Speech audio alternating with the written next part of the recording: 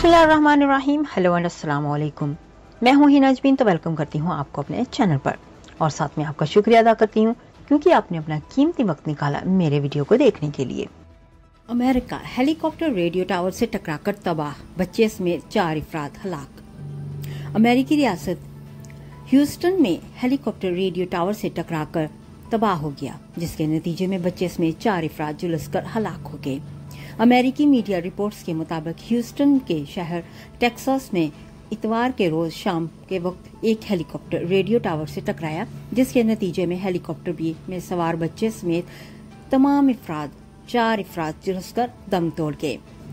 Texas police के मुताबिक helicopter हादसे में कोई दीगर फर्द जख्मी नहीं हुआ।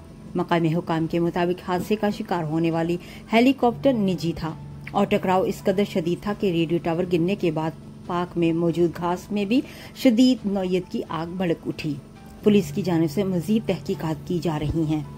जाने से पहले अगर आपने मेरे चैनल को अभी तक सब्सक्राइब नहीं किया तो प्लीज काइंडली कर लीजिएगा और जी हाँ, अपना बहुत सा ख्याल रखिएगा, हमेशा खुश रहिएगा। नेक्स्ट वीडियो तक के लिए मुझे इजाजत दीजिएगा। अल्लाह हाफिज।